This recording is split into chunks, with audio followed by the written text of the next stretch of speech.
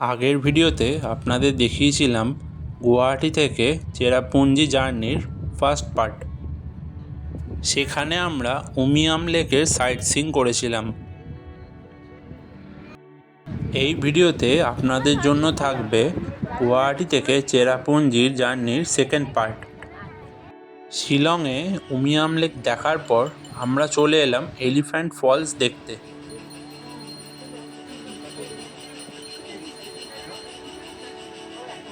এটা হলো এলিফ্যান্ট ফলসের সবথেকে উপরের পার্ট। এলিফ্যান্ট ফলসটা টোটাল 3টে পার্টে ভাগ রয়েছে।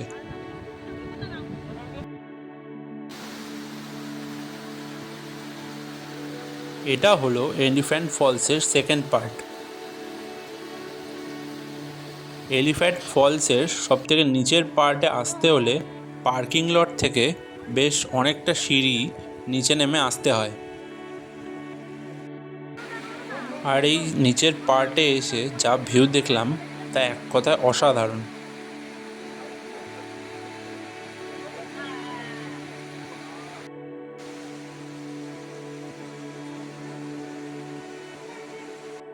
কোনো ঝর্ণার এত ক্লিয়ার জল আমি খুবই কমই দেখেছি।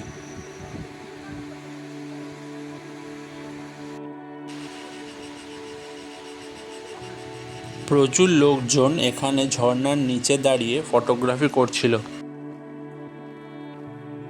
আপনাদের জন্য ঝর্ণার একটা ছোট্ট টাইম ল্যাপসও দিলাম।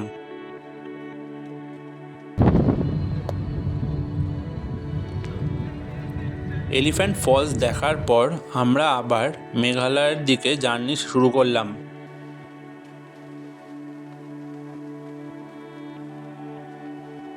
আমাদের ডেস্টিনেশন ছিল মেঘালয়ের চেরাপুঞ্জির সোরা নামের একটা জায়গা।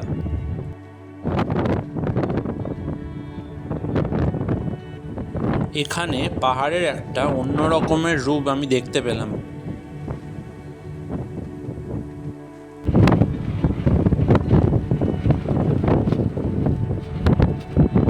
এখানে কিছুটা জায়গা সমতল, আবার কিছুটা যাওয়ার পরই হঠাৎ করে বড় বড় পাহাড় উঠেছে।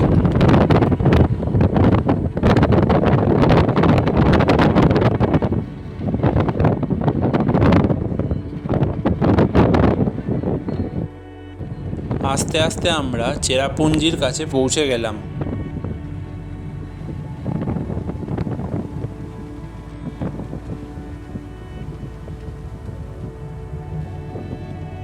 মেঘালয় রাজ্যের চেরাপুঞ্জির সোরা এলাকায় পৌঁছাতে আমাদের প্রায় বিকাল হয়ে গেল।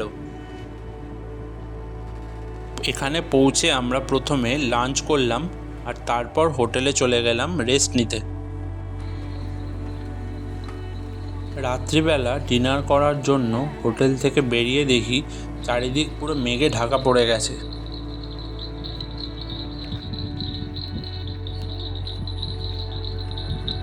ডিনার করার জন্য আমরা এলাম এই গোল্ডেন স্পুন নামের ধাবাটায়। আমাদের পরের দিনের প্ল্যান ছিল চেরাপুঞ্জির সাইট সিইং করা, যা আপনারা দেখতে পাবেন পরের ভিডিওতে।